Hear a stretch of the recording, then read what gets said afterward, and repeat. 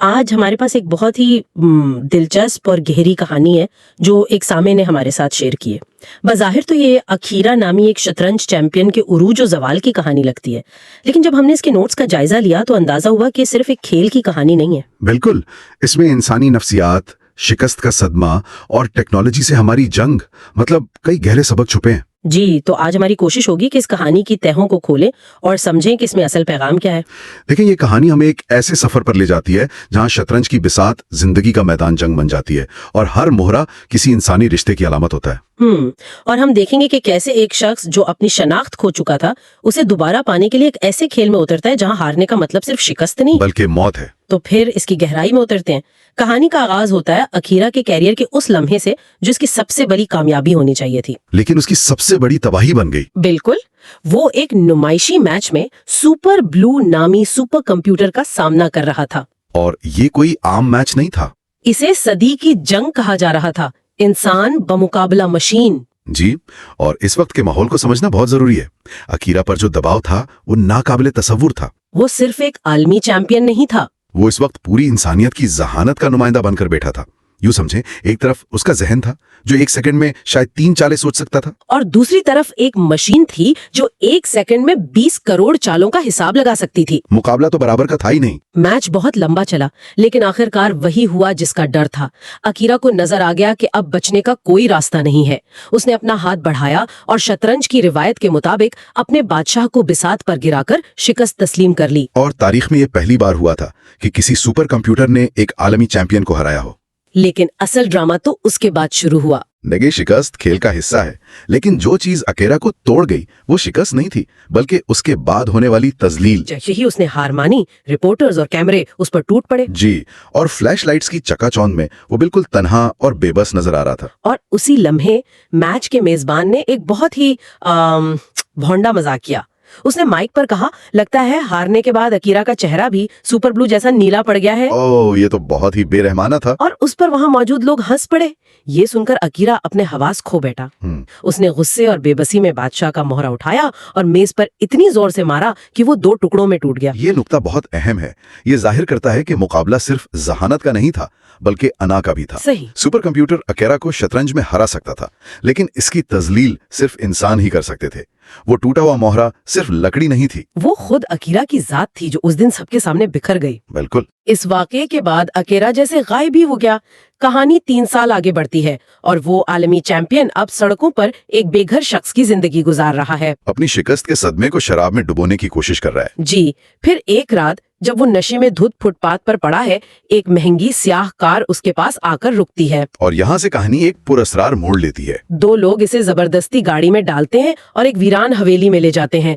उसे एक अजीब से कमरे में छोड़ दिया जाता है जहाँ खौफनाक मुजस्मे रखे हैं। थोड़ी देर बाद एक बूढ़ा शख्स छड़ी टेकता हुआ अंदर आता है और उसकी शख्सियत में एक अजीब सी ताकत नजर आती है। वो बूढ़ा शख्स अकीरा के बारे में सब कुछ जानता है। वो बताता है कि 3 साल पहले उसने अकीरा की जीत पर बहुत बड़ी शर्त लगाई थी और हार गया। अब वो इसका बदला चाहता है, लेकिन पैसों में नहीं। वो शतरंज की एक बाजी चाहता है। जैसे ही अकेरा शतरंज की बिसात देखता है, उसका दम घुटने लगता है। वो इस खेल से इतना डर चुका है कि उसकी शक्ल तक नहीं देख सकता। ये एक नफ्सियाती कैफियत है जिसे यिप्स भी कहते हैं। अच्छा। जी, बड़े खिलाड़ी एक बड़ी शिकस्त के बाद इसका शिकार हो जाते हैं। और यहाँ बूढ़ा शख्स एक माहिर नफ्सियात की तरह काम करता है। वो अकीरा का हाथ पकड़ता है, उसकी आंखों में खौफ देखता है और एक ऐसा जुमला कहता है जो अकीरा को हिला के रख देता है। वो कहता है, तुम तो खेल शुरू होने से पहले ही हार चुके हो। ये जुमला सीधा उसके दिल पर लगता है। उसे 3 साल पुरानी तजलील, वो हंसी, वो बेबसी, सब कुछ याद आ जाता है। और उसके अंदर का चैंपियन जाग उठता है। वो गुस्से से चीखता है, बादशाह को वापस रखो, और फौरन पहली चाल बता देता है। खेल शुरू हो चुका है। दरअसल उस बूढ़े शख्स का अंदाज किसी मुआलिज जैसा है। वो जानता था कि अकीरा को दोबारा मुतहर्रिक करने के लिए उसकी अना को ललकारना जरूरी है। बिल्कुल। इसका मकसद सिर्फ खेल जीतना नहीं, बल्कि अकीरा के टूटे हुए एतमाद को जांचना है। खेल शुरू होता है तो माहौल बहुत अजीब होता है। अकेरा गुस्से में है, वो बैठता भी नहीं, कमरे में टहलते हुए चाले चलता है।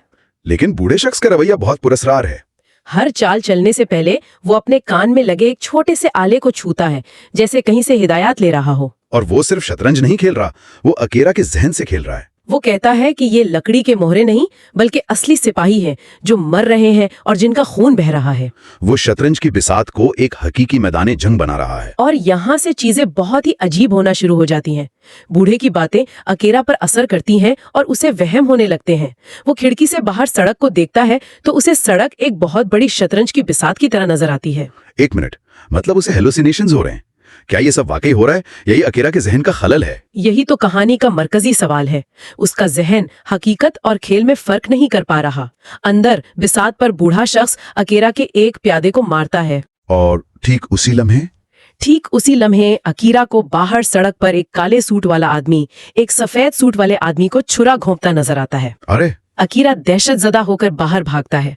वहाँ एक आदमी मर रहा होता है और मरने से पहले वो अकीरा से मुस्कुराकर पूछता है, क्या? तुम्हारी अगली चाल क्या है? अब ये जुमला तुम्हारी अगली चाल क्या है सिर्फ एक सवाल नहीं रहा। ये एक नफ्सियाती हथियार बन गया है जो इसका पीछा कर रहा है। हकीकत और वहम की लकीर मुकम्मल तौर पर मिट चुकी है। हर महरा इसकी जिंदगी का कोई अहम हिस्सा बन गया है। वो खौफजदा होकर वहां से भागता है और सीधा एक मेंटल क्लिनिक पहुंचता है, अपने पुराने डॉक्टर के पास। डॉक्टर का रद्दे अमल तो काबिले फहम है। वो उसे मंतिक से समझाने की कोशिश कर रहा होगा। जी, वो कहता है कि तुम शदीद जहनी दबाव और नशे की वजह से ये सब तसव्वुर कर रहे हो। वो कहता है तुम हर चीज में शतरंज तलाश कर रहे हो। लेकिन अकीरा की दुनिया अब मंतिक से बाहर हो चुकी है और फिर एक नाकाबिले यकीन वाकया होता है। डॉक्टर के दफ्तर में रखी फैक्स मशीन से एक कागज निकलता है जिस पर बार बार यही जुमला लिखा होता है, तुम्हारी अगली चाल क्या है? ओह, डॉक्टर के दफ्तर में भी? जी। अकीरा चीखने लगता है। डॉक्टर उसे तसल्ली देने के लिए अपनी एक मेडिकल किताब उठाता है, लेकिन उसके तमाम सफ़ात शतरंज की बिसातों से भरे होते हैं। तो ये सब हकीकी था? इसी वक्त एक और फैक्स आता है। उस पर शतरंज की एक पोजीशन बनी है जिसमें बूढ़े की वजीर ने अकीरा के घोड़े को मार दिया है। और जिस लम्हे वो ये देखते हैं, डॉक्टर जो खेल में अकीरा का घोड़ा था अपना सीना पकड़ लेता है। नहीं, उसके मुंह से खून निकलता है और वो वहीं मर जाता है। तो अब ये बिल्कुल वाजे हो गया है, बिसात का हर मोहरा अकीरा की जिंदगी के किसी शख्स या चीज की अलामत है। जी, प्यादा एक अजनबी था, लेकिन घोड़ा जो एक अहम मोहरा है, वो उसका डॉक्टर निकला। खेल अब सिर्फ अलामती नहीं रहा, ये जिंदगी और मौत की जंग बन चुका है। अकेरा हवास बाख्ता होकर अस्पताल की पार्किंग की तरफ भागता है। वो एक सफेद कार में बैठता है जिसका कीचेन फील यानी बिशप की शक्ल का है। अच्छा। कार स्टार्ट तो हो जाती है लेकिन सीधा चलने के बजाय टेढ़ा तिरछा चलने लगती है। और जाहिर है शतरंज में फील सिर्फ तिरछा ही चल सकता है। बिल्कुल। वो इस कार से निकलकर दूसरी कार की तरफ भागता है जिसका कीचेन रुख यानी रुख की शक्ल का है। लेकिन वो कार स्टार्ट ही नहीं होती। जी, और ठीक उसी वक्त एक काली कार तेजी से आकर उसकी कार को तबाह कर देती है। उसे याद आता है कि उसके रुख की बारी नहीं थी, इसलिए वो चल नहीं सकी। और रुख को किला भी कहते हैं। हाँ, जब वो भागकर अपने पुराने घर पहुंचता है तो देखता है कि उस पर बराए फरोख्त का बोर्ड लगा है। उसका किला भी उससे छीन चुका है। अब अकेरा को एक खौफनाक हकीकत का एहसास होता है। अगर घोड़ा मर चुका है, रुख जा चुका है, तो बसात पर सबसे ताकतवर मोहरा कौन सा बचा है? वजीर यानी क्वीन। और अकीरा की जिंदगी में उसकी वजीर सिर्फ एक ही शख्स हो सकती है, उसकी बीवी। अब उसे समझ आ जाता है कि अगला निशाना कौन है। अब उसके पास भागने का कोई रास्ता नहीं बचा था। अपनी बीवी को बचाने के लिए उसे वापस जाकर उस खेल को खत्म करना ही था। ये कहानी का वो मोड़ है जहां किरदार भागने के बजाय अपने खौफ का सामना करने का फैसला करता है। वो उसी हवेली में वापस जाता है और ऐलान करता है, मैं ये खेल खत्म करने आया हूँ। अब वो शिकार नहीं बल्कि एक खिलाड़ी है जो अपने प्यारों को बचाने के लिए लड़ रहा है। घंटों के खेल के बाद अकीरा को जीतने का एक रास्ता नजर आता है। वो ऐलान करता है, 2 चालों में शाहमात।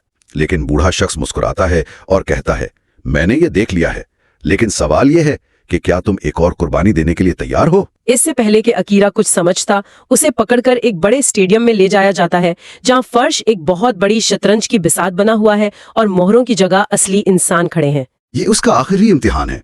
अब खेल सिर्फ जहानत का नहीं बल्कि एक किरदार का है। बूढ़ा शख्स ऐलान करता है कि अकेरा 2 चालों में जीत सकता है अगर वो अपने घोड़े को आगे बढ़ाए, लेकिन इस चाल के नतीजे में उसकी वजीर यानी उसकी बीवी मार दी जाएगी। जी, जो वहाँ रस्सियों से बंधी खड़ी है। वाह, यानी उसे जीत और मोहब्बत में से एक को चुनना है।